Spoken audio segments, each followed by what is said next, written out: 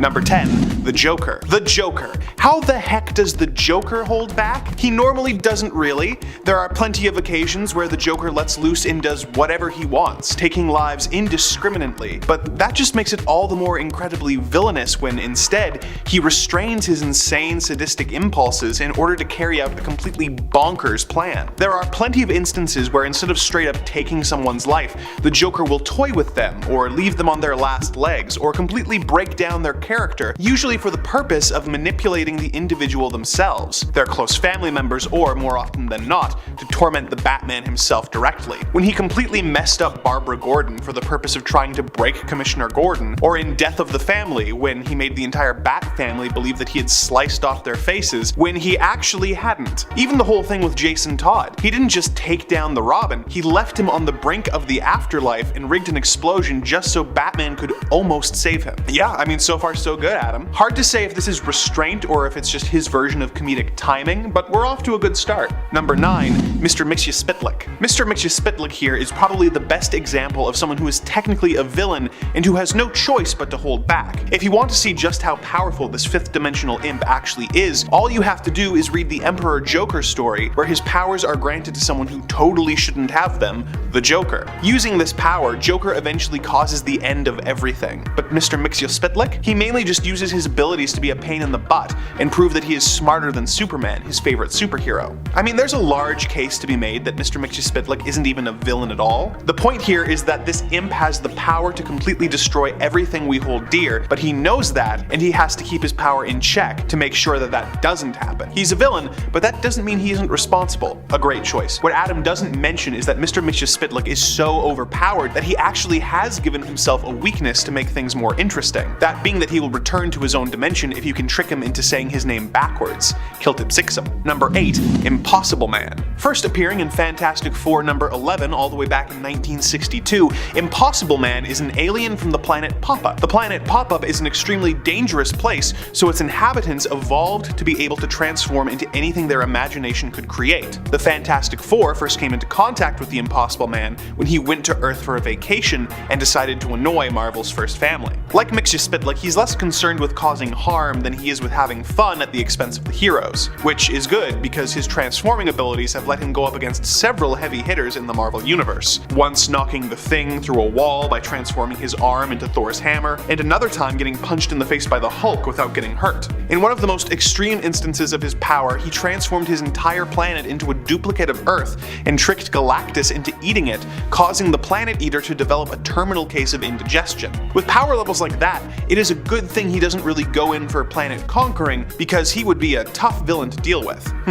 Not sure if I'd rank him above Mxyzptlk, but they do seem to have a similar deal going on. Number 7. The Abomination. Emil Blonsky was a communist spy who was working undercover at the same military base as Bruce Banner, working to sabotage the Gamma experiments so that the US forces would not become more advanced than the communists. When a distraught Bruce Banner tried to take his own life with a Gamma machine in his lab, Blonsky was there spying on the professor. When Bruce's self-harm attempt was interrupted and he was taken away, Blonsky was hit by the Gamma radiation instead. Like Banner, Blonsky had a strange genetic variation that caused the Gamma rays to transform him into a creature, the Abomination, a merciless and murderous monster. Abomination is able to retain his human intelligence and is actually stronger than the Hulk, unless the Hulk reaches a state of total enragement. Unlike Banner, Abomination is thrilled with his new form and regularly goes on rampages, killing entire towns. He considers Hulk his equal, as both are disfigured and alone, but when he learned that Bruce had married his longtime sweetheart Betty Ross, he was enraged at the idea that the Hulk was happier than him, and in a move of sociopathic pettiness, when Betty was hospitalized, Blonsky injected his blood into her dialysis machine, killing her with gamma poisoning. Number 6. Bullseye. Very little is known about the psychopathic assassin simply called Lester, better known as Bullseye.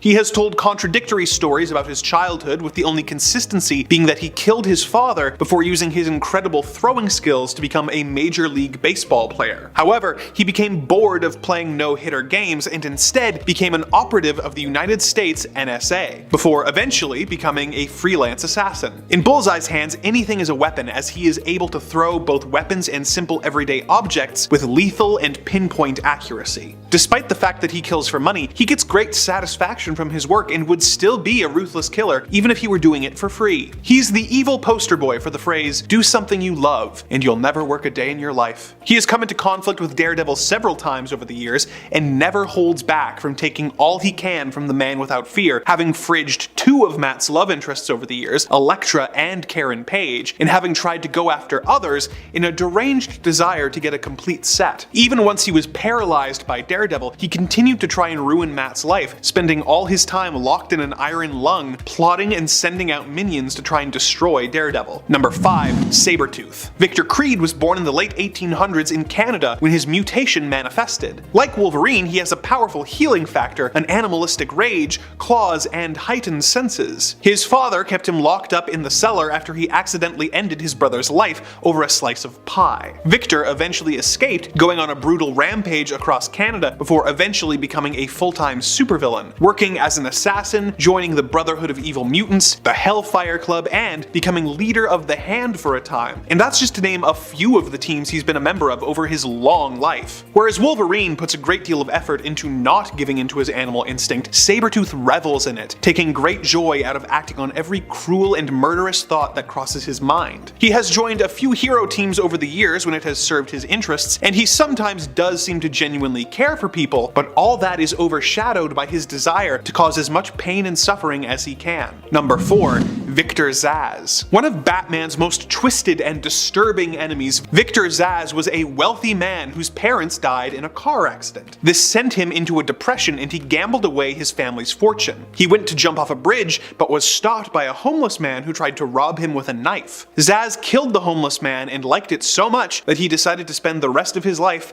liberating people from what he considers a pointless existence. For every victim he dispatches, Zsasz marks himself with a scar, making his body his canvas. And as you can see, he has worked up quite the body count in the years he has been operating in Gotham City. Zsasz doesn't think of his victims as people, rather as mindless zombies, and he believes that ending their lives is a mercy, so for that reason, he never holds back from earning new marks on his flesh. Number 3. Carnage. Cletus Cassidy was a troubled young boy who took out his homicidal urges on his grandmother, his family dog, his school bullies, just anyone. By the time he was a grown-up, he had become a notorious serial murderer known for eating his victims. He adopted a personal philosophy that even the average person can commit murder if only he has the courage. If this was the end of his story, he'd be just as deserving of a slot as Zsasz, but it is actually just the beginning. Cletus was eventually caught and sent to Rikers Island to serve 11 consecutive life sentences, where he was made the cellmate of Eddie Brock, aka Venom. The two did not get along, but when the Venom symbiote arrived at the prison to rescue Brock, it left behind a spawn. The new symbiote entered Cletus's bloodstream through a cut and bonded with him, transforming him into the deadly Carnage. Carnage is even more powerful than Spider-Man and Venom combined, and as if that weren't bad enough, he still has Cletus's twisted life philosophy, which he tries to enact any chance he gets. He is a brutal and cruel killer who never holds back from ending another victim's life. Number 2.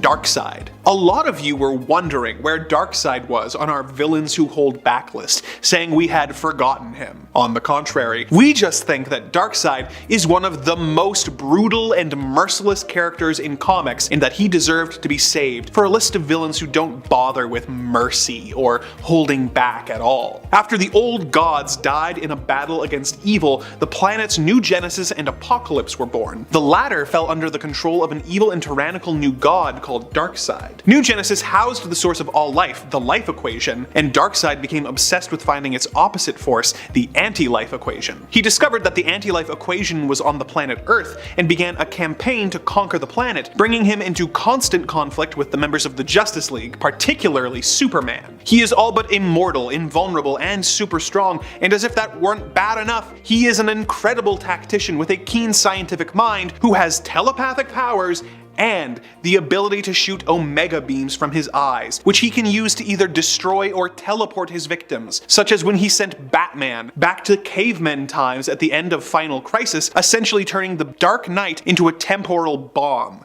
Even Superman has trouble going toe-to-toe with this new god, whose only weakness is a substance called radium. Number 1. The Batman Who Laughs. When the Joker of Earth 22 found out he was dying, he decided to go on one last spree in an attempt to send Batman over the edge. He killed all of the other supervillains in Gotham as well as Jim Gordon. He blew up several buildings and captured Batman. He forced the Dark Knight to watch as he killed the parents of kidnapped children in front of them before infecting them with Joker toxin. In order to stop the madness, Batman broke free and broke the Clown Prince's neck. When he did this, Batman was inadvertently exposed to a Joker toxin, which corrupted his mind and gave him Joker's sick and twisted sense of humor and his murderous desires. This multiversal villain has all the cunning and skills of the Dark Knight mixed with all the cruelty of the Joker. This Batman went on to kill the Bat family as well as the entire Justice League before using his evil cunning to take over and destroy his world. He was then recruited to lead the group of evil Batmen in the evil cosmic being Barbados' plan to destroy the multiverse, but was defeated when the main universe's Batman did the one thing the Batman Who Laughs could not predict and teamed up with the Joker to save the universe. He has stuck around since then, continuing to show how horrifying an evil Batman who never holds back really is. Number 10. Cyclops. While Cyclops might not be as powerful as some of the others on this list, he pretty much perfectly sums up the idea of a hero who has to hold back his power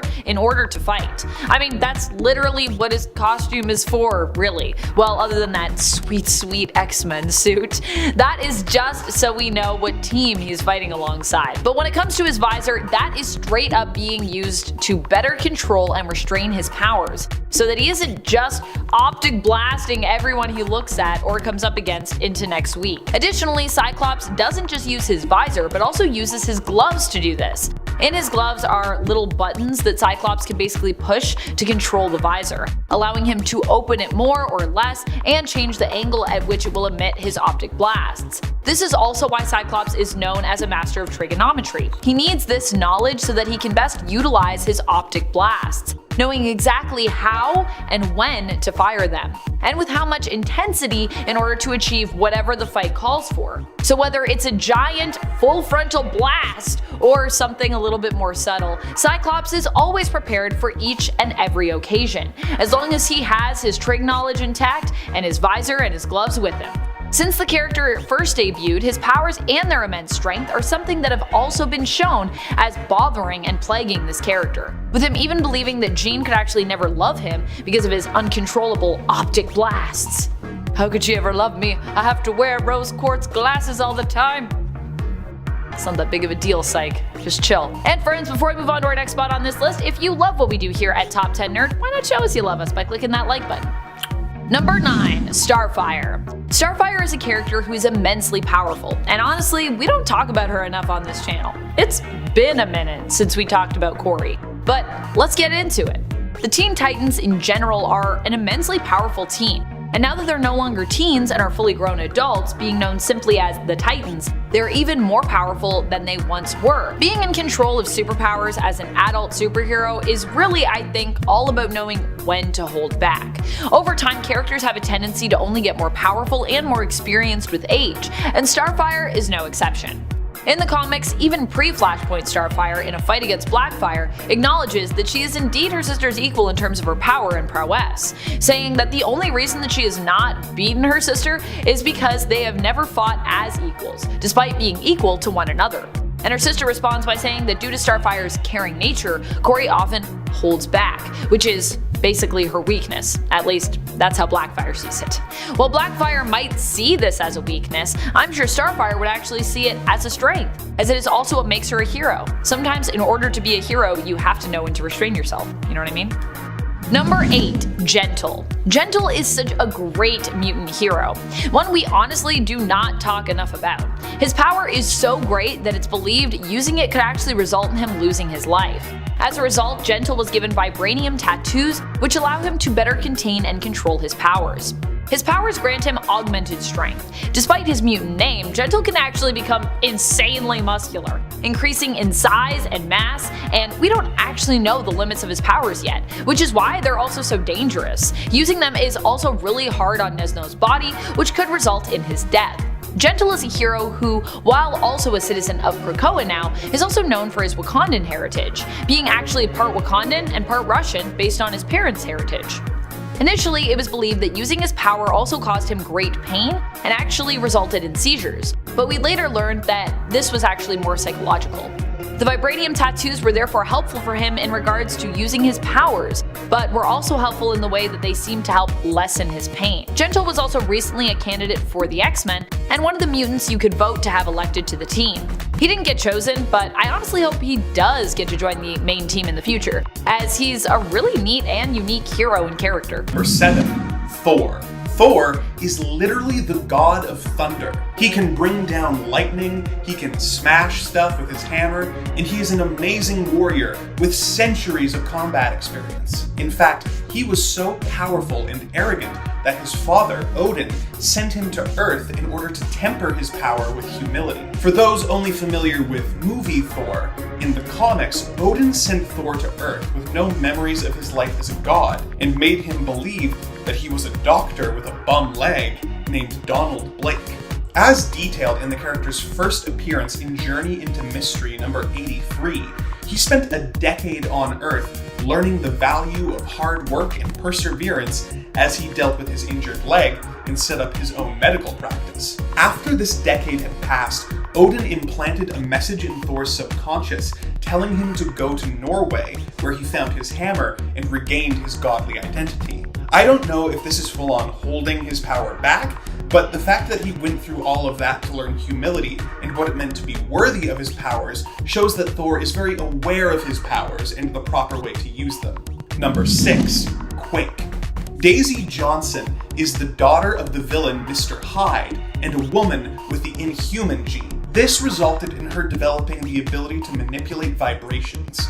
She can use these for a variety of purposes, like causing earthquakes, hence the name Quake. She can also use these powers on a more micro level, such as when she took on the Omega-level mutant Magneto and managed to vibrate his brain until he fell unconscious in New Avengers number 20. On another occasion, when Wolverine was having one of his famous temper tantrums and attacked Nick Fury, she was able to use her vibration powers to cause his heart to explode. So, she has the power to take on some of the most notoriously dangerous characters in the Marvel Universe. In fact, she is so powerful that she actually needs to be really careful about how she uses her powers.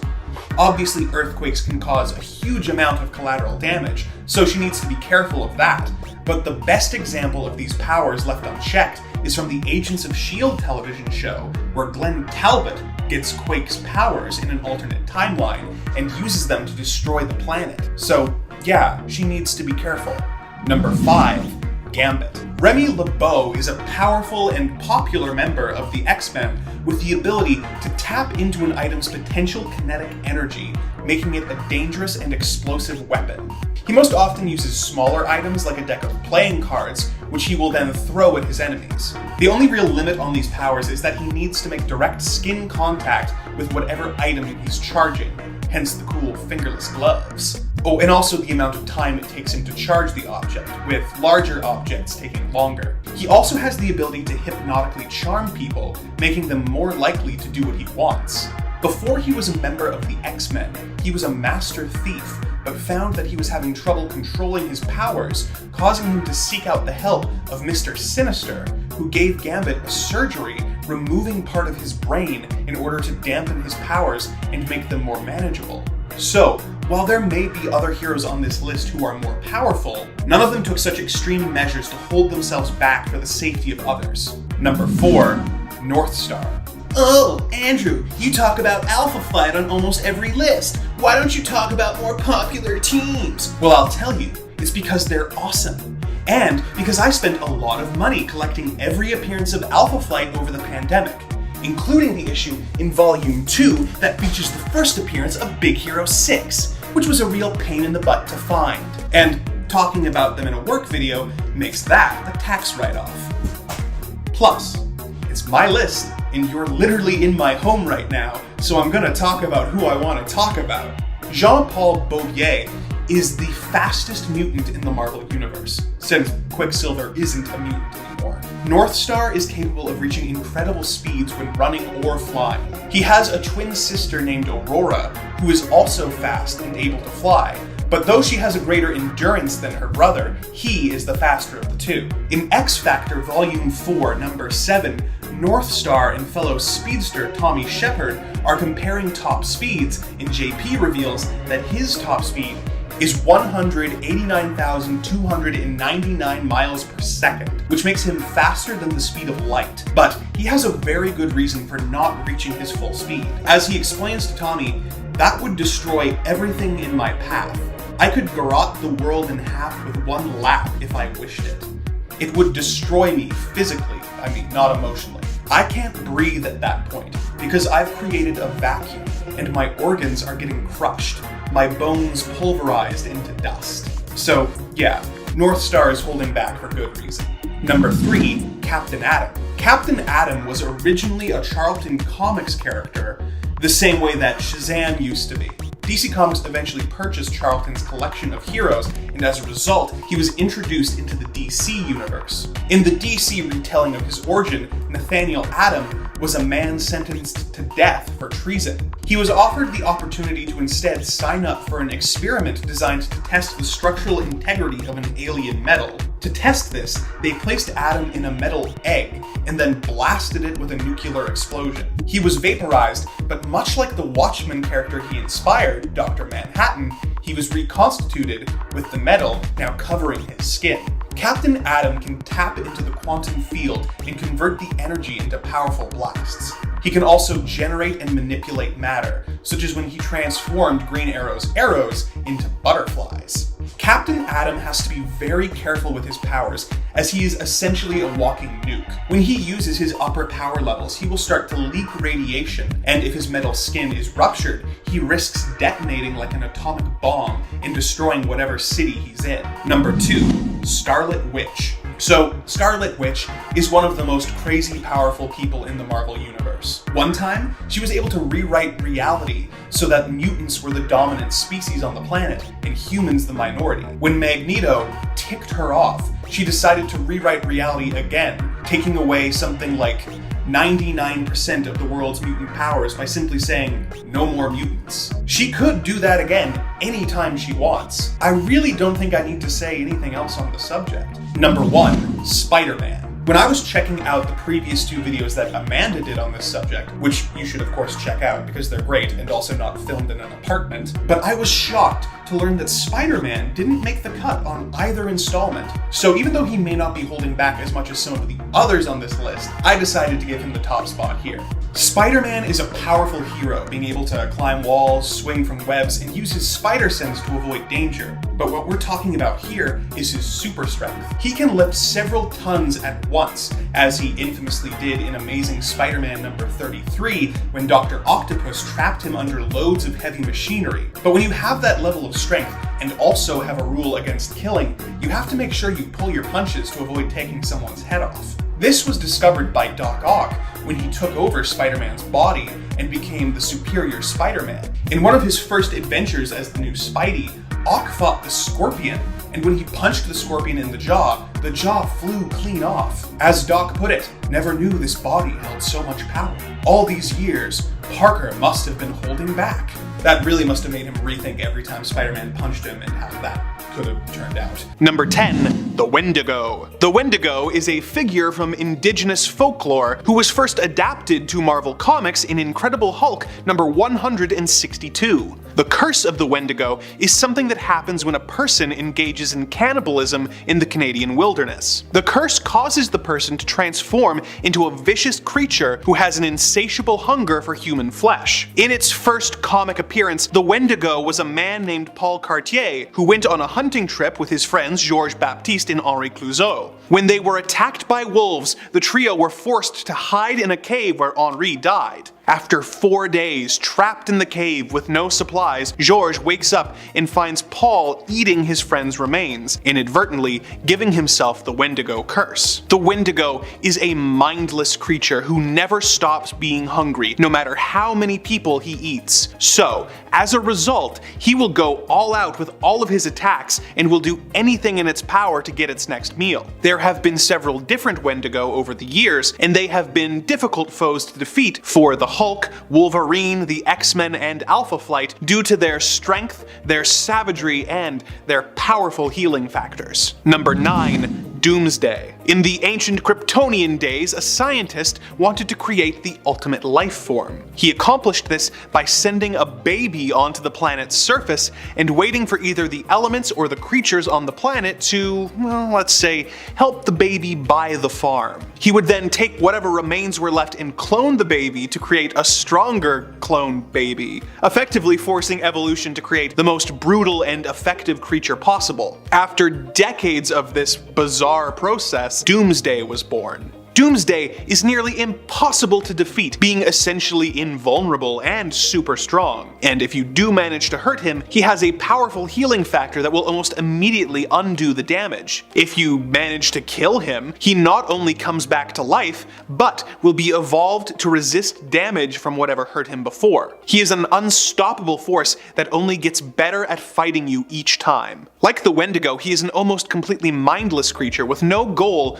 other than to destroy all living things around him. When he first came to Earth, he was able to tear through the entire Justice League with them barely slowing him down, and the only person on Earth capable of standing up to him was Superman. Superman was eventually able to kill Doomsday, but it took him having to not hold back at all, and even then, the effort resulted in both Doomsday and the Man of Steel dying in the process. Because he is so mindless and therefore isn't even aware of the fact that he's not holding back, I've put him and the Windigo at the bottom of this list. Number 8.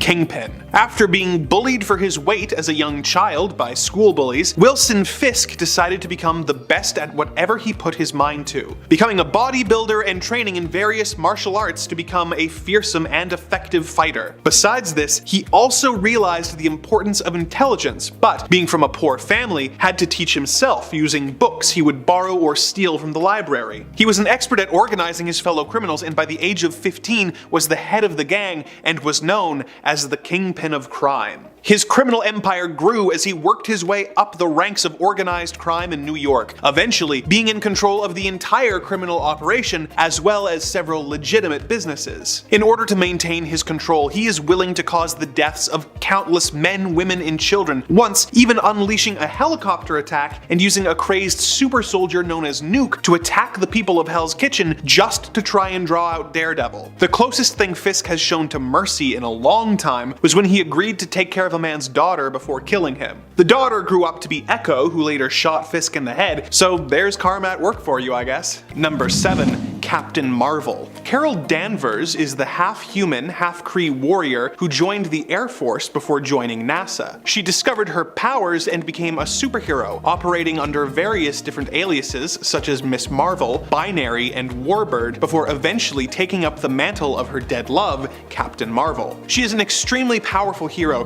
who has been a member of the Avengers, an honorary X-Man, a Starjammer, and the leader of the Alpha Flight space program. Captain Marvel has all the classic powers such as super strength, durability, and flight, but also has a few extra ones, such as the ability to shoot photon beams and the ability to transmute matter in order to reshape it into anything she wants. She is yet another example of a hero so powerful that they have to be sure to restrain themselves in order to not accidentally kill everyone on the planet. Number 6. Rogue. Perhaps the most obvious choice for a spot on this list, and one that it's frankly kind of embarrassing none of us thought to put in any of the previous 3 videos on this subject, is Rogue. Anna Marie has the mutant power to absorb people's energies through touch, which temporarily grants her their abilities, powers, and memories, and causes her victims to be weakened. She once attacked Carol Danvers, and as a result, permanently ended up with her powers of super strength and flight. She started out as a member of the Brotherhood of Evil Mutants before eventually joining the X-Men. Although her powers can be useful in a combat setting, it can really mess with your personal life when you can't can't touch anyone you care about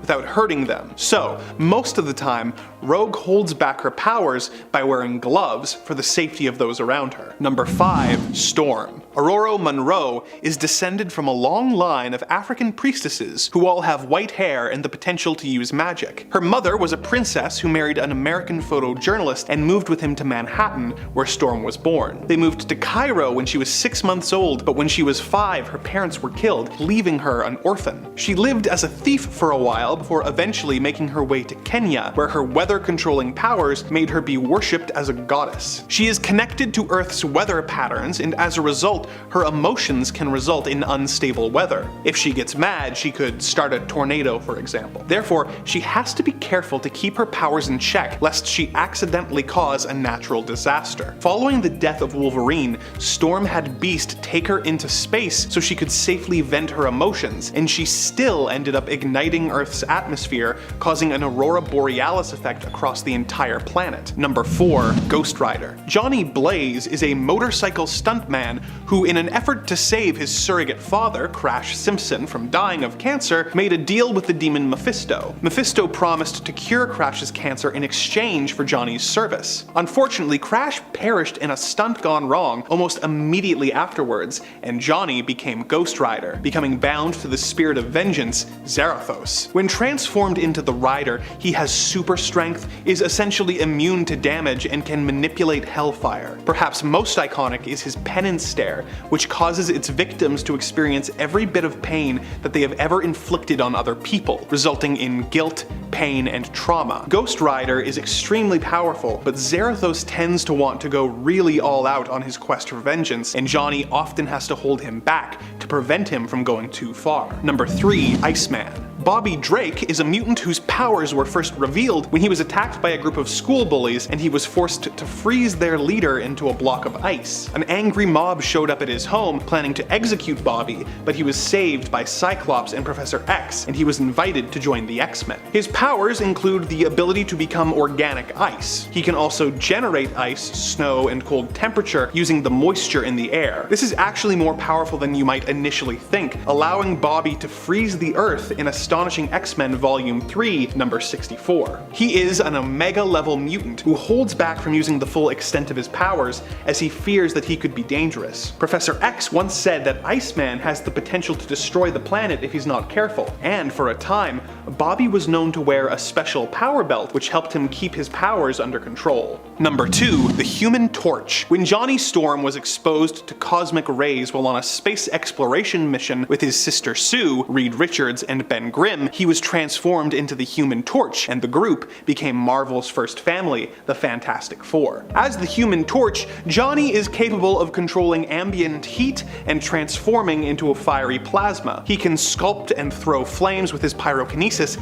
and is able to fly. Most relevant to this list is his Nova Flame, which happens when the torch reaches his hottest temperature and expels it 900 feet around him at a temperature of 1 million degrees Fahrenheit. This makes him about as hot as a nuclear warhead, and if he did this in a populated area, it could result in several deaths. He has stated that this power has the ability to destroy a small moon. He also has to hold back so that he doesn't burn up the Earth's atmosphere, killing everyone on the planet. Number 1. Supergirl. Kara Zor-El is Superman's cousin. When the planet Krypton was destroyed, Kara's home, Argo City, was spared thanks to the efforts of her father, although due to radiation the city was slowly turning to kryptonite. When the city was deemed past the point of no return, her father pulled a page out of his brother's book and built a rocket, sending Kara to Earth. She became Supergirl and was placed in an orphanage by Superman as part of her cover, although she was eventually adopted by the Danvers family. Supergirl has all of the same powers as Superman, such as flight, super strength, speed, hearing, invulnerability, as well as X-ray and heat vision. As someone with the same powers as Superman, Supergirl has to hold back when she fights villains,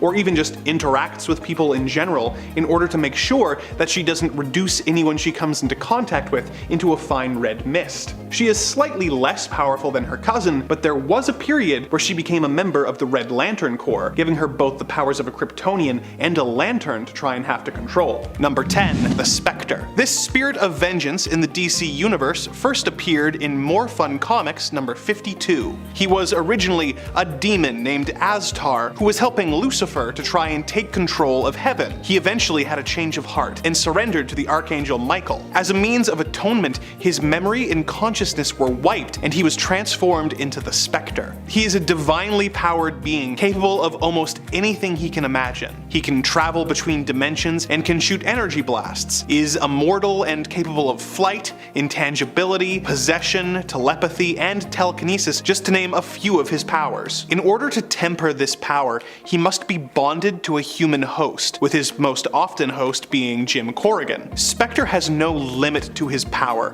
but is bound by the morality of his host, who often prevents him from unleashing the full wrath of God upon his enemies. Number 9. Green Lantern. The Green Lantern Corps are a group of intergalactic space cops who are led by a group of aliens known as the Guardians of the Universe. They have used the green power of will to create a central power battery on the planet Oa, and to create power rings which recruit members to the Corps and allow them to protect their sectors by creating constructs of anything the wearer can imagine. One of the most powerful and famous Green Lanterns is Hal Jordan, who has created a lot of amazing constructs over the years. When his home, Coast City, was destroyed, Hal showed just how powerful the Green Lantern ring really was by using it to create constructs of the destroyed city and everyone in it for him to interact with when he mourned. However, when he did this, he was breaking the rules established by the Guardians, who forbid the use of the ring for personal gain. The Guardians immediately told him to report to Oa for disciplinary action, but Hal went nuts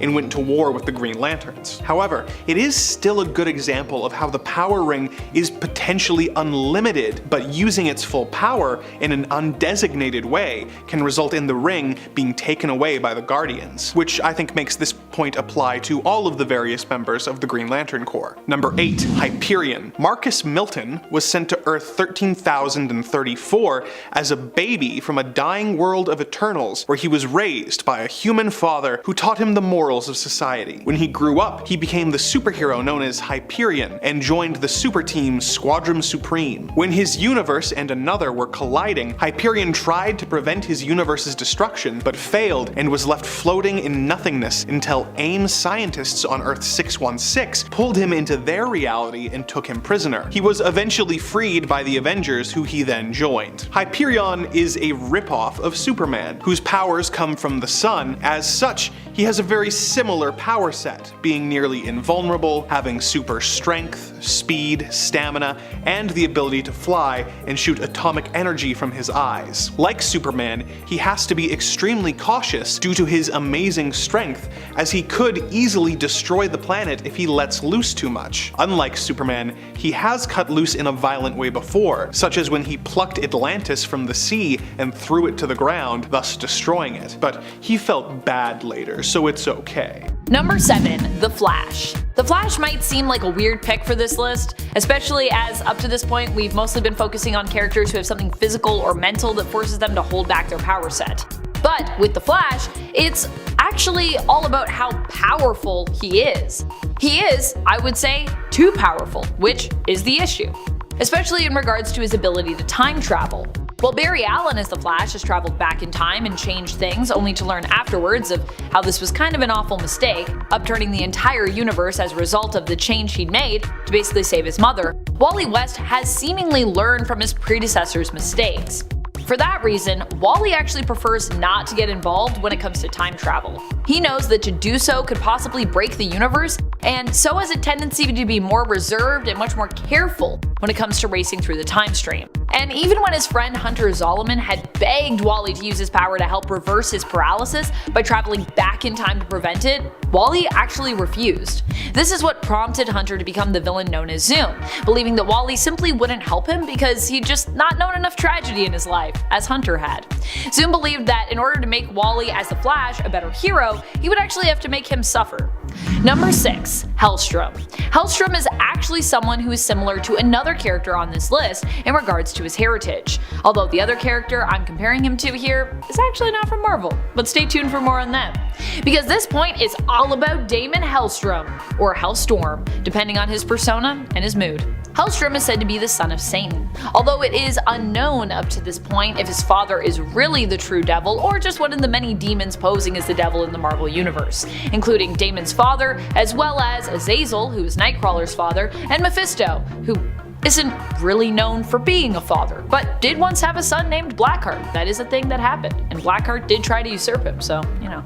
Hellstrom, as such, has two different personas within him, one that is inherently more good and heroic, and another that is straight up or on the verge of being evil, more influenced by his father's heritage.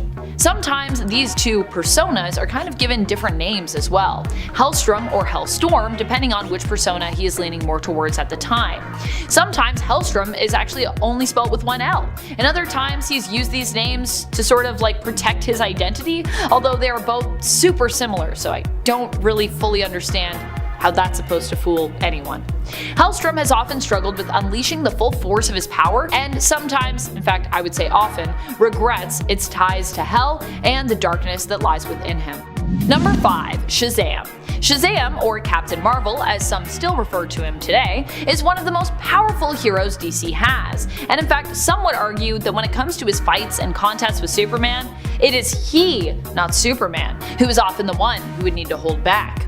This is because Shazam's powers come from the gods, and some actually say this is because his powers are kinda magical. The limitless wisdom of Solomon, the strength of Hercules, stamina of Atlas, power and omnipotence of Zeus, courage of Achilles, and speed of Mercury. There is really no limit, or there shouldn't be, to what he can do, and it is because of this sheer power and strength that Shazam often needs to hold back when fighting against his enemies as well. You could also add in the fact that it is Billy Batson's kind heart that often encourages him to hold back against his enemies, preferring to not be so brutal with his enemies or his opponents. I mean, especially if they are his friends or people he looks up to, because, you know, even heroes sometimes fight each other, like in a fight against Supes. At one point, Superman even played host to Captain Marvel and actually marveled at his sheer power. So, you know you're probably going to need to hold back when you're like wowing Superman with your power levels. Number 4. Blue Marvel. If you are powerful enough to knock out Hulk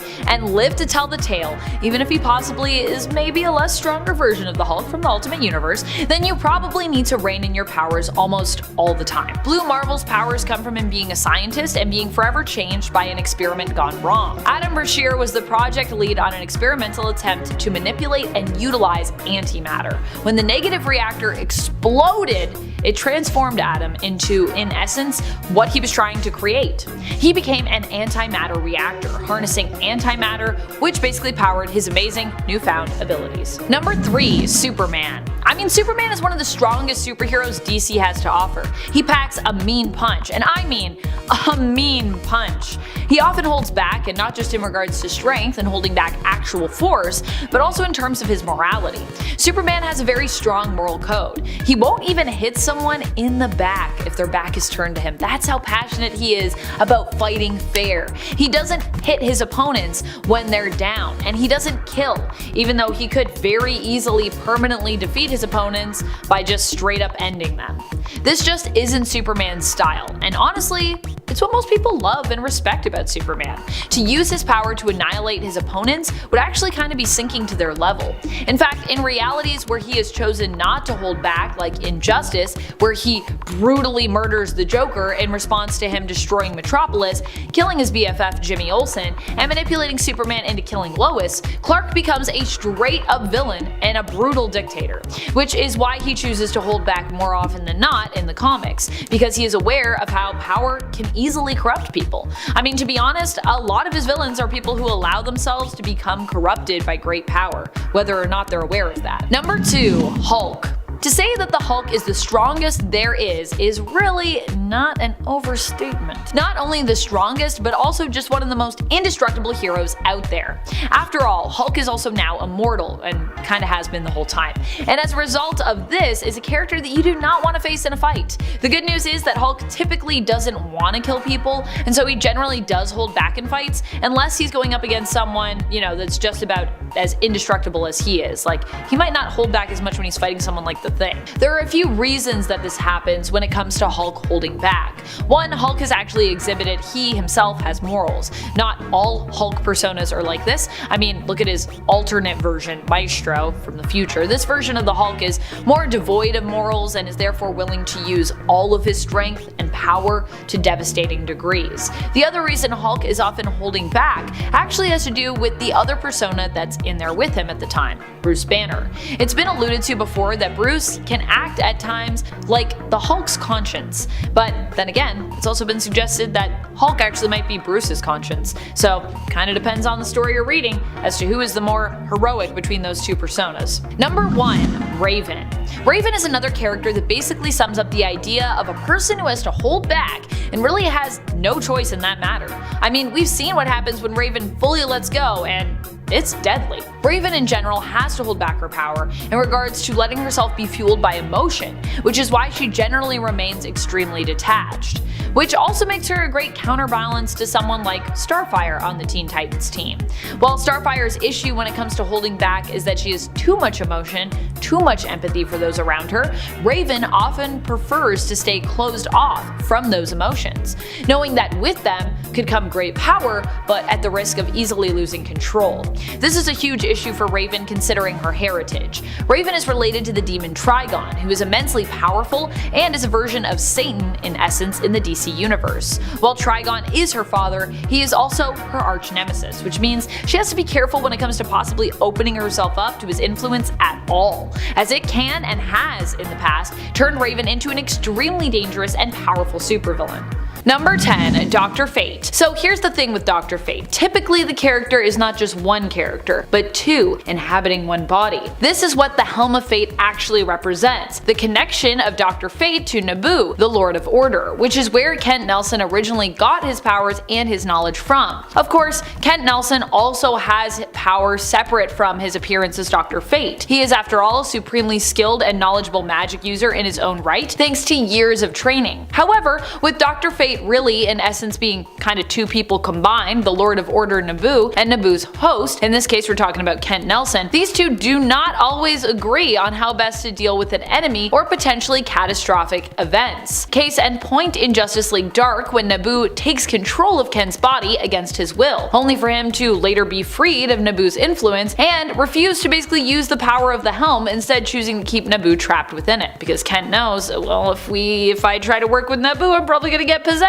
again. This guy's kind of being a little evil right now. And friends, before we move on to our next spot on this list, if you love what we do here at Top 10 Nerd, why not show us you love us by clicking that subscribe? I know there are many of you that are not subscribed, so do it. Click the button. Do it. Number 9. Cyborg. In the Doom Patrol series, we literally saw just how powerful Cyborg is when it comes to using him as a pawn and manipulating him into attacking his own father. Mr. Nobody managed to trick Cyborg and ended up showing just how much potential he has when it comes to his ability to do harm. Cyborg actually would make probably a pretty great villain, to be honest, which is creepy. Cyborg in general usually has to be careful when fighting against enemies because he is super strong. In the comics and other media, he has also been portrayed as being in essence a master hacker, and as a result constantly decides to hold back rather than, just use his hacking skills to manipulate the world, which would kind of be, and sometimes that would be a little insidious. In the Snyder Cut, it's even alluded to that Cyborg is actually one of the most powerful people in the Justice League, with him being able to control all the banks and bank accounts of the world if he wanted. That's just part of what we get to see. Here he is shown as pretty much having access to everything technological, but being someone who chooses to use this power reluctantly and responsibly, because he is a hero. Honestly, when it comes to powerhouses in the comics who are capable of doing more, but choose to hold back, knowing that unleashing the full force of their power could be pretty dangerous, Cyborg is actually one of the best examples, even though some might not fully comprehend or accept him as the powerhouse he is, but Vic definitely deserves that. Number 8. Sunspot. Sunspot is one of my favorite heroes when it comes to those who have to hold their power back. I mean, at one point, his power was at risk of killing him, guys. After being shot in the head, he was forced to wear a headband to help regulate his powers, as he lost control of them, somewhat, and left unchecked, they could easily kill him. Sunspot's headband would regulate his powers, thereby protecting Roberto da Costa from being burned up from the inside out by literally holding back and balancing his powers for him. And we see just how necessary this is when Bobby, who at the time was known as Citizen V, decides to throw caution to the wind, removing his regulator headband to prove that he is indeed one of the most powerful mutants to have ever existed, while also obviously fighting to save the world by using his power to keep the world engine running, putting his life on the line. In at number 7,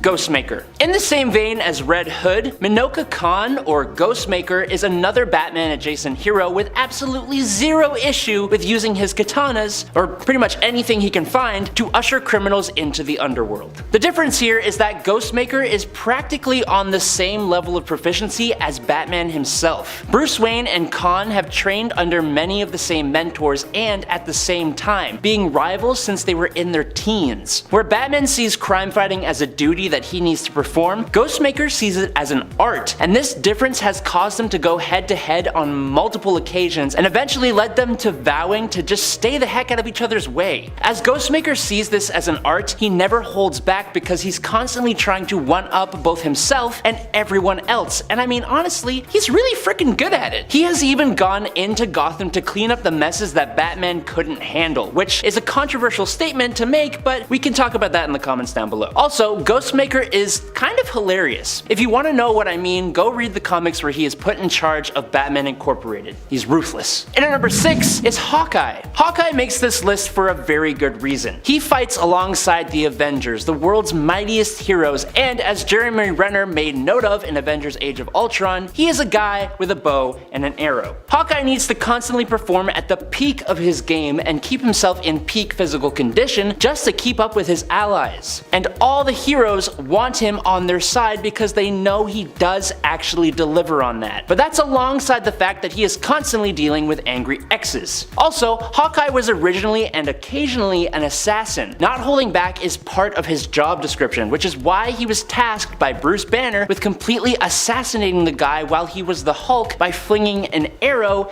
into his eyeball. Sure, he felt incredibly guilty for this, but Hawkeye, an incredibly capable human, was the one who actually took the life of the Hulk. You can't do that and be holding back. And at number 5 is Moon Knight. Before Mark Spector ever became Moon Knight, he was already not entirely a great person. He was shady for sure, as he was part of the CIA, but also put himself in illegal fights and weapon smuggling schemes, and he was even put on trial for taking out the president of a South American country. He worked as a mercenary, and it was one of the few heroic acts that he did, protecting an archaeologist's daughter, that got him mortally wounded and then revived by the ancient Egyptian god Khonshu in exchange for his servitude. Now, as the Fist of Khonshu, Mark would beat down criminals in the middle of the night while also living 3 other lives with separate personalities. Even though Mark is an Avenger, he consistently takes on his hero work by himself and constantly goes all out on the criminals he finds. Now, due to his split personalities, it's a little difficult for anyone, even himself, to say what he's actually capable of. Where one personality would never do something, another would do absolutely anything. And then there's also the influence of Khonshu that has made Mark abandon people to go and fight whatever battle Khonshu needs him for. Like when Moon Knight needed to fight the Hell Lord Mephisto when he wanted to take over the world. This street level hero took on a Hell Lord. You see what I'm saying here? But more than that, Moon Knight has been able to actually beat all the Avengers and has even been infused with the Phoenix Force. There's a reason that he's one of my favorite superheroes. Number 4, Midnighter. For Midnighter, the thing that makes me say he doesn't hold back is his use of his survival implants. These implants let Midnighter completely and flawlessly regenerate from any injury and give him a super enhanced immune system, which has allowed the guy to fight with a broken neck and other broken bones, actual holes in his chest, and while being set completely on fire. Not to mention he's fought after contracting pretty damaging viruses, including AIDS. He can also do this because one of his other implants allows allows him to turn his pain receptors completely off, allowing him to fight when the pain of his injuries would stop a normal person. It's also meant that he's been able to be completely awake and alert while he was undergoing major surgery, and that's pretty intense. The last of his implants grants him environmental adaptation, which allows him to survive self-sufficiently and without sustenance for indefinite periods of time in places like the vacuum of space. Now take all that and grant it to a guy who has absolutely no issue turning criminals into a bloody pulp, and you've got a recipe for someone who never holds back. And at number 3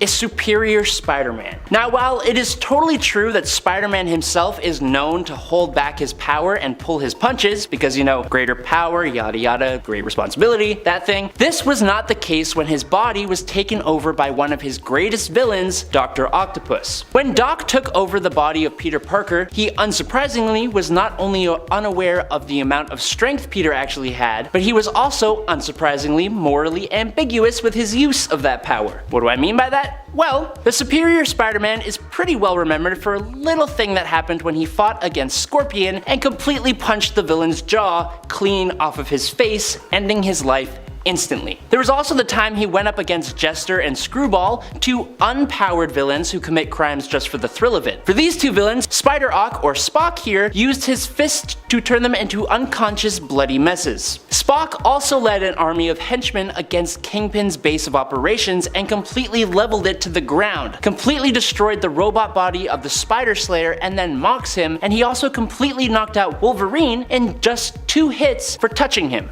Hilarious. And at number 2 is Wolverine. If Andrew was here right now, he could probably go on a rant about how Wolverine notoriously, consistently chooses the path of most resistance simply to show how tough he is. And yeah, the guy has an adamantium skeleton, one of the strongest healing factors in comic books, and his powers can't exactly get out of control, so he has almost no reason to hold back at all. He is well known for being one of the wildest, most ferocious fighters in the Marvel landscape. No one wants to face this guy, as almost completely guaranteed to end in their loss, if not their certain demise. In the Age of Ultron story, for example, his very first solution to solve the problem of Ultron was to just go back in time and end Hank Pym's life before he could create the insane robot, which actually would result in a much worse timeline. Or there's Old Man Logan, when the villains coordinated an attack against the heroes and Wolverine thought he completely decimated a large group of villains when he actually took out every single one of the X-Men. The villains took advantage of the fact that Wolverine doesn't hold back to make him destroy his own teammates. It's a well-known fact that James Howlett very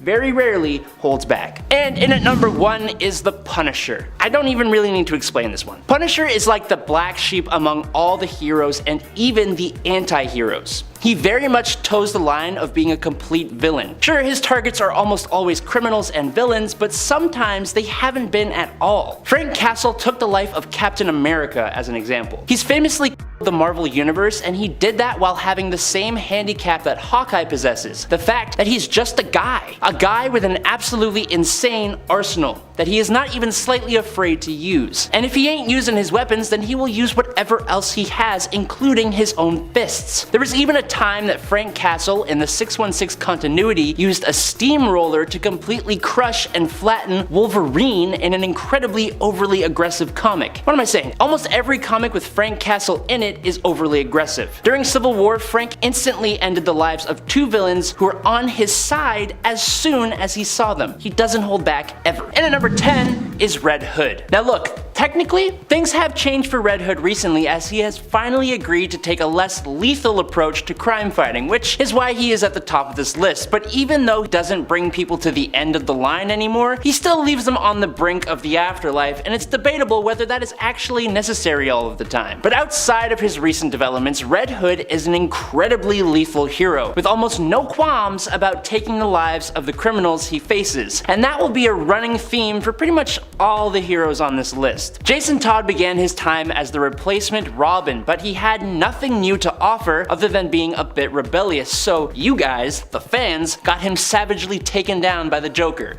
Good job. It's actually kind of funny though, because when DC brought him back as the Red Hood, everyone absolutely loved him. Now, he's the black sheep of the Bat family, wielding his dual blam blams and constantly going out of his way to subvert the patriarch of that costume family by going far above and beyond the necessary limits. And at number 9 is Rocket. Icon is quite possibly one of the strongest Superman-like characters in DC Comics, and he is, in my opinion, kinda way cooler. But Icon would have never become Icon if it wasn't for Raquel Irvin, a teenage girl who inspired Augustus Freeman IV to use his alien powers to become a hero. And while she had no natural powers of her own, she used an alien-created inertia belt to let her manipulate kinetic energy and to stand by his side as his sidekick, dubbing herself Rocket. As the human sidekick to an incredibly powerful alien superhero, Rocket needs to bring all the power she's got just to keep up. But on the side of being a superhero, Raquel is also an amateur writer, a high school student, and a single teen mom, all while living in the poorest crime-ridden neighborhood in Dakota, Paris Island. She does all that and has the power to punch dudes through brick walls. There was even a time that she absorbed the kinetic energy of falling out of a plane and used it to completely destroy a whole building in one punch. So now you know I wasn't joking about her giving it her all. Number 8, Rocket Raccoon. From one rocket to another rocket. Only this rocket wields absolutely massive out-of-this-world weapons and is a 4-foot tall raccoon with exceptional tactical skill and a pretty creative potty mouth. Rocket the Raccoon has had a fairly messed up past, which I think is a common thread for heroes who don't really hold back. It gives them a bit of a cynical view of the world, most likely. Now Rocket comes from Half-World in the Keystone Quadrant star system. Here, a group of aliens built a massive insane asylum, which then had its funding cut, so they abandoned the project but left the patients with robot stewards to watch over them. Now these robot stewards became sentient thanks to a supernova, and so they genetically engineered the animal companions of these patients to do the job that they were supposed to do, providing them with tons of equipment, weapons, and toy parts. Now this is where Rocket comes from. Eventually, he went off Half-World and became an incredibly adept bounty hunter with Groot, and eventually joined the Guardians of the Galaxy when Peter Quill put them together to face the Phalanx invasion. Being a little tiny raccoon means Rocket has got to compensate, and he does that by being exceedingly good at his job and going completely all out on his enemies. Number 7, Magneto. When Max Eisenhardt was a young man in Germany, he was subjected to many atrocities at the hands of the Third Reich,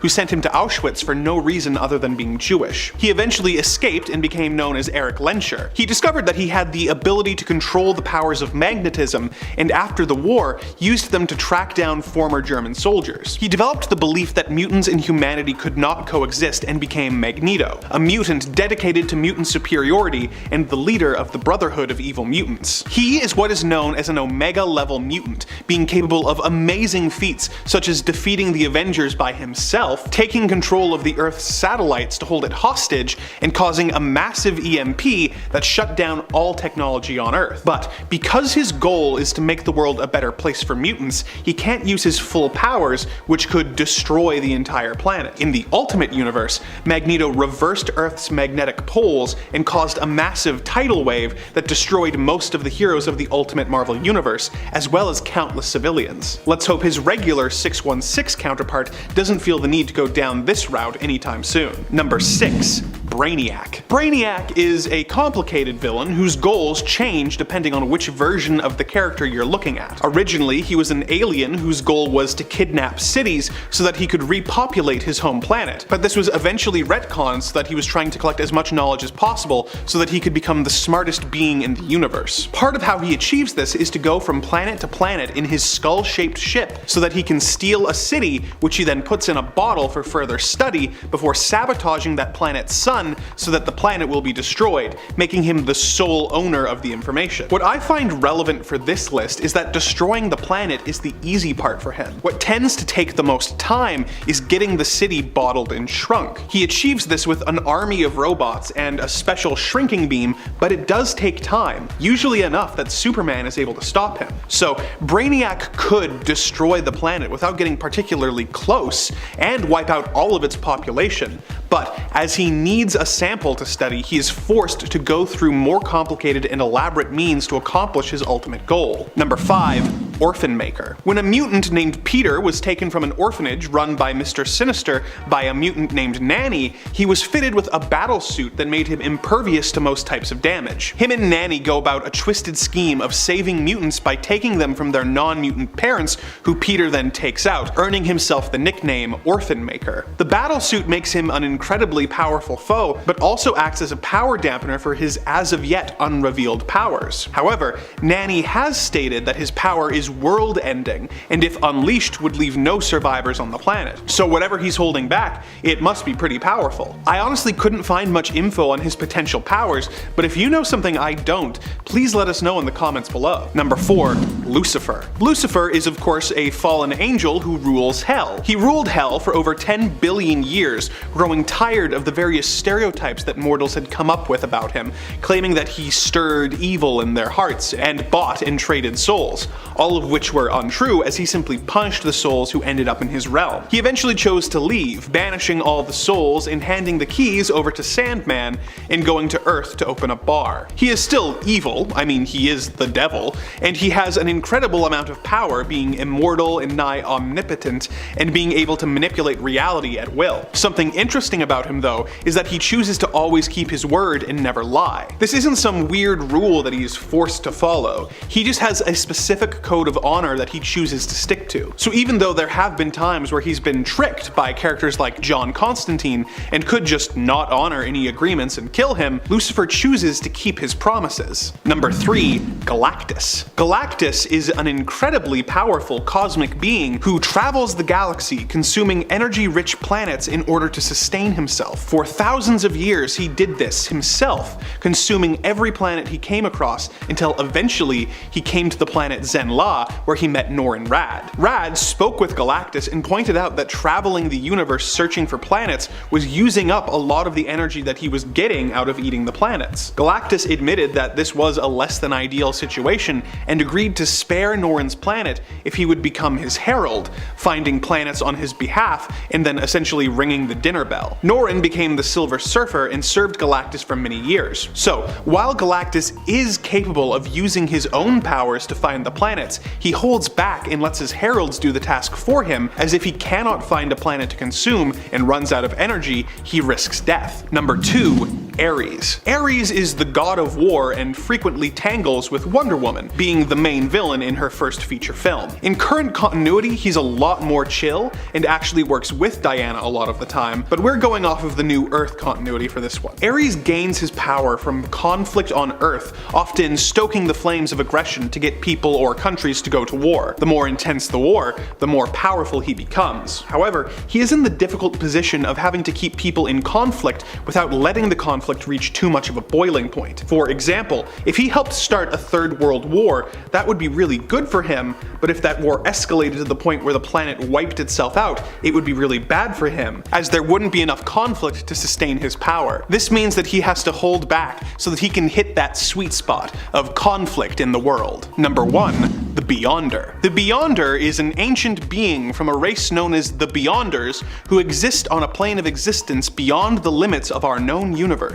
When he was accidentally taken to Earth by a group of supervillains using a tachyon beam, he became curious about Earth and decided to stay as an observer to learn more about humanity. He became interested in humans' tendency to be constantly searching for meaning, something foreign to him as he thought he was everything in the universe. When he discovered that this was not the case, he developed an existential crisis of his own and decided to search for meaning by starting the Secret Wars, where he transported the heroes and villains to Battleworld to make them fight. Among his many powers is the ability to manipulate reality, and once took over the entire Earth with a mere thought. He can also erase the memories of everyone on Earth so that they forget meeting him. He could potentially end the planet with a thought, but holds back as he is still trying to learn about both himself and humanity. He has since been made less powerful than he was in his initial appearances, but in his original form, he could easily have been the end of the Marvel Universe if that had been conducive to his goals. Number 10. Daredevil.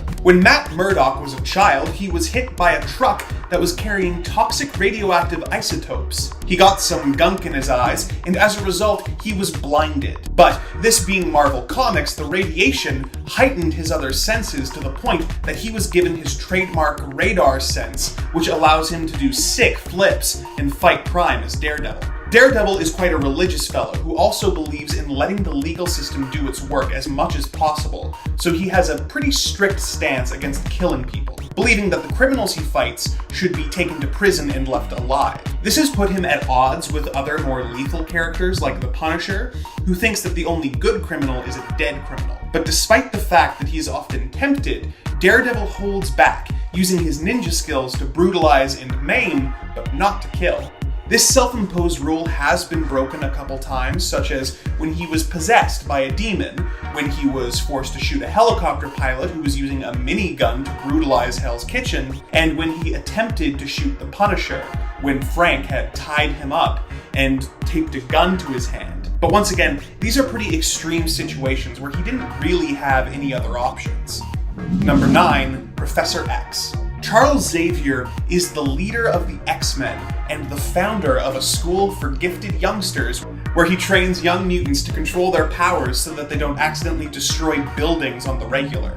He is an extremely powerful mutant, being able to read and control people's minds. In theory, he could force anyone to do pretty much anything he wants. Thankfully, Xavier shows a decent amount of restraint with his powers, and usually makes a point of not reading his students' minds without permission, and rarely using them to make people act against their nature. For example, considering that governments in the Marvel Universe are consistently passing anti-mutant legislation, it would be very tempting to control the responsible politicians' minds to force them not to vote for such measures. But he doesn't do stuff like that. Sure, he has a bit of a god complex, and has a history of wiping people's minds when he screws up, or dampening Jean Grey's powers until he feels she's ready for them.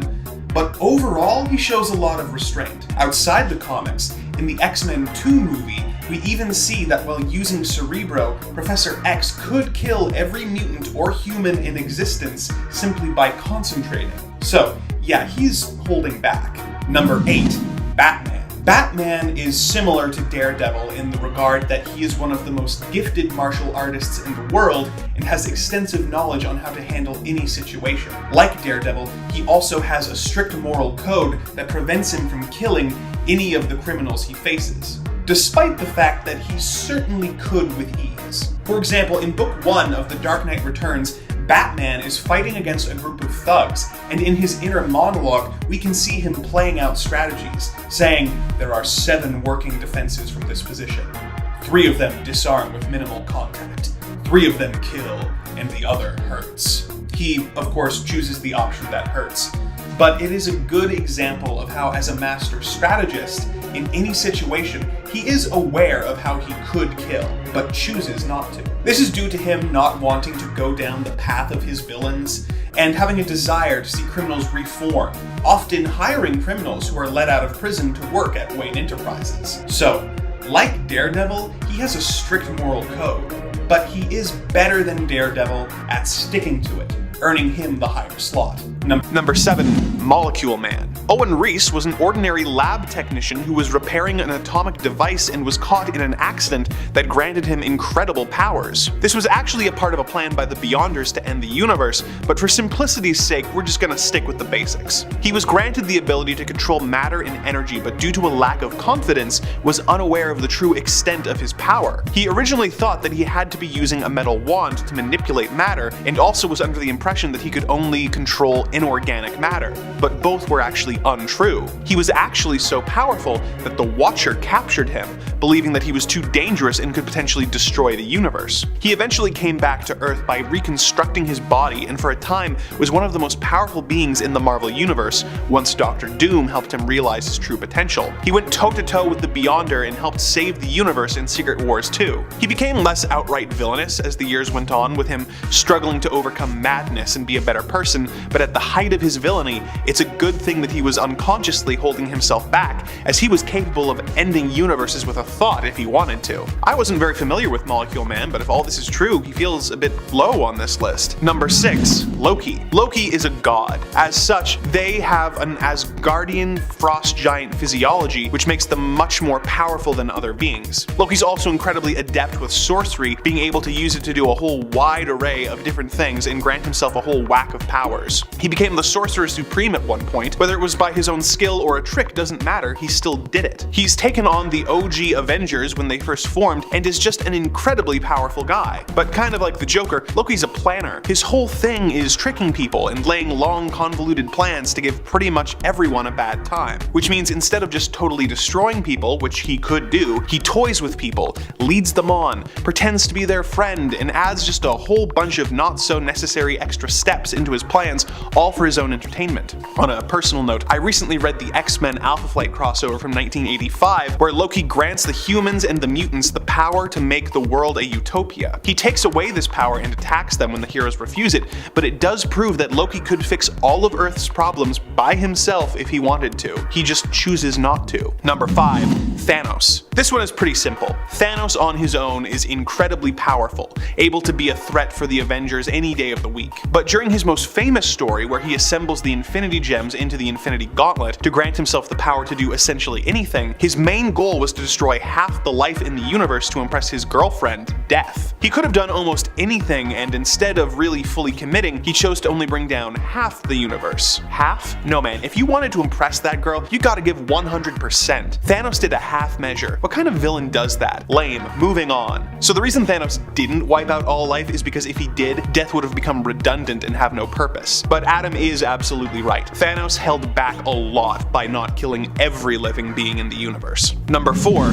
Doctor Doom. I don't know if I'd say Doctor Doom holds back his power. I think a better explanation would be that he chooses his time to strike. And personally, or rather Adam, thinks that this is because he just wants to use the least amount of effort possible when he engages in battle. Now, this is obviously not always true. We've seen Doom completely obliterate his opponents on multiple occasions, and he has become the most powerful person in the universe on multiple occasions, using that massive power to do whatever the heck he wants. But let's think about all the times that Doom doesn't actually have to use his power. How many times have we seen Doom just sit on his throne without having to do anything because people know better than to cross him? So many times. His power speaks for itself, and so he doesn't really have to use all of it. Simple as that. But okay, let's think of an example. When his master, the Marquis of Death, came and judged him, Doom got sent all the way back to be swallowed by a megalodon. He had his heart turned to stone and his blood into acid, and not only did he survive, he managed to make his way back to the Marquis of Death, and instead of just taking him out immediately, Doom disguised himself and pretended to be the Marquis' apprentice, just waiting for the moment when he could waltz up and completely slap the guy.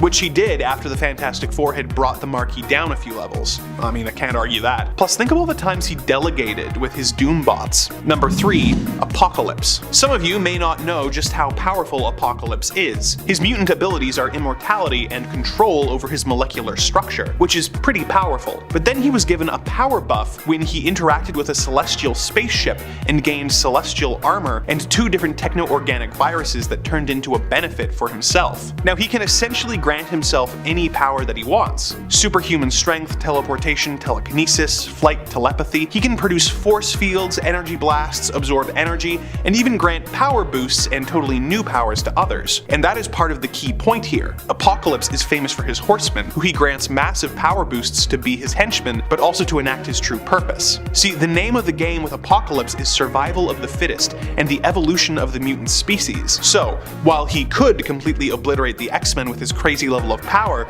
like he did one time in the animated show, he prefers to send out his horsemen as a test against the X-Men to make sure they are truly powerful enough to carry on. But he's chilled out a bit on that front more recently. Number 2, Battle Beast. Now, some people may come for me, meaning Adam, here saying that Battle Beast is a hero. Some would agree that he is a villain. I'd say, or rather Adam would say, that Battle Beast fights for his own reasons on both sides, as long as it serves his goal. And what is that goal? Literally to pass on to the afterlife in a glorious honor-filled battle. He lives to find his equal and better in combat, so that they can bring the end of his life in an honorable battle. Honor is the key part here. During his fight against Thrag, the unfathomably strong leader of the Voltrumites, he recognizes Thrag's strength and the two go at it. Now, the Coalition of the World organized the use of the Ragnars, which are one of the only species of aliens who have proven strong enough to take down the Vultramites. Battlebeast was told they would be released only if he failed to take down Thrag. So when they were released at the start of the fight and gave Thrag a massive wound, he was actually incredibly ticked off and decided to stop fighting Thrag and instead help him defeat the Ragnars so that they could have a fair fight. Which Thrag even remarks was stupid, but not only did he take away his own advantage, but he even injured himself in the same way Thrag had been injured, just so that he wouldn't have any unfair advantage. It's Sigma as hell, but incredibly foolish. Number 1. The Collector. Tanlier Tavon is an Elder of the Universe. He existed in the previous universe, and when it came to an end,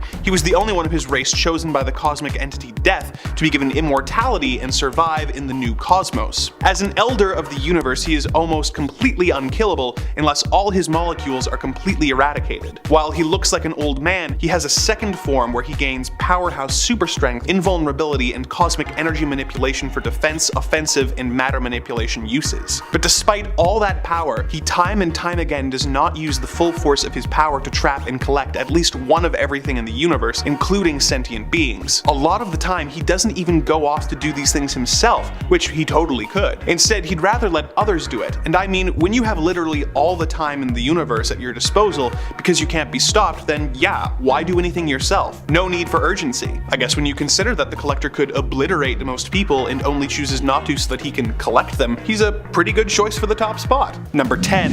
Sleaze. Sleaze was originally Darkseid's right-hand man as the new god began accumulating more and more power on the planet Apocalypse. Eventually, Darkseid grew tired of Sleaze's depravity and banished him to Earth using his Omega beams for the very first time. He was stranded on Earth for hundreds of years, making a home for himself in the sewers underneath a slum in Metropolis. Despite not having done much during his many years on Earth, he is actually extremely powerful, being able to dominate the minds of others. He could use these powers to control the governments of Earth or install himself as a ruler, but he refrains from using his powers to their full potential, deciding to instead use them for relatively small-scale crimes. For example, in his first appearance in Action Comics number 592, he uses his mind control power to kidnap Big Barda, forcing her to star in adult films that he sells to a local producer. When Superman shows up to stop him,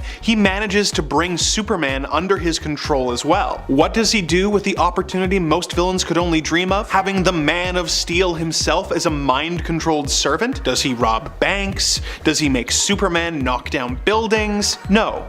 In the next issue, he just tries to make another video starring Superman and Big Barda. Fortunately, Barda's husband, Mr. Miracle, stops his scheme before things get too spicy, but it's lucky Sleaze lacked either the ambition or the imagination to use a mind-controlled Superman to his full potential. Number 9. Lex Luthor. Lex Luthor is of course the arch-enemy of Superman, who is both a genius inventor and a ruthless billionaire who moonlights as one of the most dangerous supervillains in the DC universe. Lex doesn't have superpowers in the traditional sense, but he is so intelligent that it is essentially a superpower that has allowed him to come up with everything from his battlesuit to the cure for cancer. Now, if his only goal was to take over the world, he probably could, but he has to hold back on this to a certain extent, as he is also obsessed with maintaining his public image. If Lex were to own the fact that he's a supervillain and just go ham, he could probably be very effective at it, but all of his plans end up taking a lot longer than they have to because he has to make sure that he can't be linked to them and that his reputation stays intact. On the one hand, this is practical, as he certainly doesn't want to end up in prison if he's stopped, but on the other hand, if it weren't for his pathological need to be beloved by humanity, he could save himself a lot of effort. On the other hand, if he chose to put his brain towards good, he probably would be one of the most beloved minds on the planet, but his greed and lust for power prevents him from reaching his full potential on that front as well. Number 8. Black Adam. Teth Adam was a member of the Kandaki tribe in ancient Egypt whose people were forced into servitude by a cruel pharaoh of the time. Most of his family was killed, but Teth Adam was able to escape with his nephew Amun when the wizard Shazam brought them to the Rock of Eternity to make Amun his latest champion. Amun learned that he could share his powers with Adam, and the two returned to free their people. Amun wanted to find a peaceful solution, but Adam felt that peace was not an option passion and wanted revenge. So, he killed Amon in order to gain his power for his own. In the present day of the DC universe, he is the ruler of Kondak, and sometimes a member of super teams like the Justice Society. He kind of flip-flops between being an anti-hero and a straight-up villain. His enchantment from the wizard Shazam has granted him the strength of Shu, the speed of Horus, the strength of Amun, the wisdom of Zahudi, the power of Aten, and the courage of Mehen. This gives him super strength, speed, flight, and lightning casting abilities that make him capable of taking down most of the heroes of the DC universe with ease. Despite this, he doesn't usually go in on the whole conquest thing and sticks to his home country. This is due to a deal he made with the Justice Society that says that they won't interfere with his rule if he promises not to expand his borders. It's a good thing he mostly sticks to this, as when he did decide to cut loose and start World War III, he was a menace to stop and was responsible for the death of millions of innocent lives. Number 7. Sentry. EJ Graham in the comments for the part 1 of this video was considering suggesting Sentry for a potential part 2. Ultimately though, he decided against suggesting that perhaps Sentry doesn't hold back, and instead often simply gets written out of Marvel Comics because he's too overpowered. I would argue that him both being written out / killed off because he's too powerful and him having to hold back because he is too powerful are actually both true. Sentry does every now and then go in guns a-blazing, with him ripping people in half kind of becoming a weird, every so often semi-regular occurrence. However, I will also say that more often than not, we've actually seen Sentry hold back his powers and express restraint, especially when you consider he agreed to wipe his own mind and the minds of everyone else on Earth of his superheroic existence just to protect them from the evil villain, the Void, who is basically Sentry's villainous alter ego he was made to believe that he'd always had after being brainwashed by Mastermind. Number 6. Wonder Woman. We have seen what happens when Wonder Woman stops holding back, and it's not pretty, I'm gonna tell you that. Whether we are talking about emotionally with her giving into a well of despair, or physically with her causing the mass destruction of the entire planet as a result of a fight against Superman. In Tales from the Dark Multiverse, War of the Gods, her giving in emotionally resulted in her being overtaken by Hecate, who she had previously trapped in her subconscious, initially preventing Hecate from possessing her. However, after the destruction of Themyscira and the death of her sisters, her fellow Amazons, and her mother, Diana ends up losing hope and thereby loses control over herself. In Wonder Woman Dead Earth, we learn of how Wonder Woman giving into her rage and removing her bracelets, which in this story hold back Diana's power, results in the destruction of the planet. Even in the main continuity, it's actually been suggested that Diana is much more powerful than she lets on, and this is likely because without holding back, she could actually cause major damage and destruction to the world around her and people in it. Number 5. Storm. Storm has demonstrated restraint on multiple occasions when facing her enemies, and has proven time and time again how much of a badass she is in the comics. Recently, during the AXE Judgment Day event, Storm was one of the few people to survive Uranus' initial attack on planet Arakko, formerly known as Mars. This went down when Storm was the acting regent of Arakko, the planet and nation's leader. Storm is the only person I believe to have actually sat on both the Great Ring of Arakko and the Quiet Council of Krakoa at the same time, and she made this work for actually a pretty good while. In order to get her seat, she actually had to defeat the previous regent who held the seat of All Around Us, that's the name of the seat that she holds, Nameless, the shapeshifter queen. While Storm bested Nameless, she refused to kill her opponent, preferring to hold back and allow Nameless to live, forcing Nameless to actually curse Storm and choose to take their own life rather than simply admitting defeat. Number 4. Black Bolt. Black Bolt is a character who is so powerful, half the time just the threat of him using his power is enough to stop those who oppose him from basically messing with him. Black Bolt's power first manifested at birth, as his mother and father exposed him to Terrigenesis before he was even born as part of an experiment to see, kind of what that would do. This, along with his immensely powerful genetic makeup, resulted in him being born as one of the most powerful Inhumans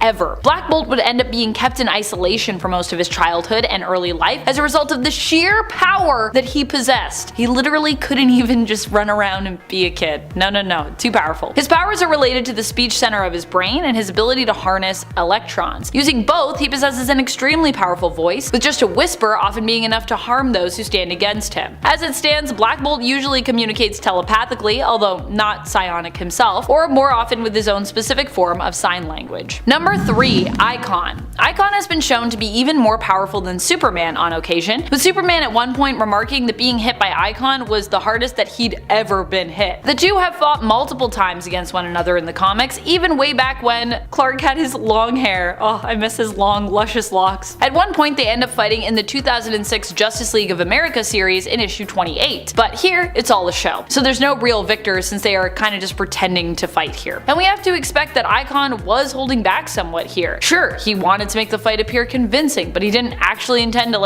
hurt Superman, which implies that he wasn't even using his full force here, as he likely wouldn't need to go hard to sell a fight to onlookers. With that reasoning, not only have we literally seen Icon hold back, but it also means that the hero, now from DC's Milestone imprint, might actually have to hold back even more than some of the most powerful heroes from DC's mainline, which is pretty wild to consider. Number 2, Magic. Magic is a hero that often gets left out of lists like this, so I want to thank Michael Sheehan in the comments from our part 1 video for suggesting that I add her to this video. Truly, she is a superhero who constantly has to hold back, lest she threaten the existence of the world and possibly the universe. Magic isn't just a straight up hero, she's complicated. She also has a darker side known as Darkchild that she often has to keep contained. And that's what I love about her complexity. She also has a ton of trauma in her life that she constantly has to confront and deal with. Number 1, Dr. Manhattan. Dr. Manhattan has to be one of the ultimate heroes for needing to hold back. Dr. Manhattan is insanely powerful, and perhaps this is why he generally prefers to stay out of the affairs of mortal beings. Well, that and the fact that he likely doesn't much care for, humans. He is a reality warper, and in fact is one of the folks, I would argue, in current lore, the main folk, responsible for the New 52 continuity reset. As such, Dr. Manhattan constantly holds back, despite the fact that he could reset the universe on the daily, destroy it, or completely fix everything. Instead of doing any of this stuff though, he prefers to take more of a watcher role, only getting involved when he really feels it's necessary or has some strong desire to do so, which isn't very often.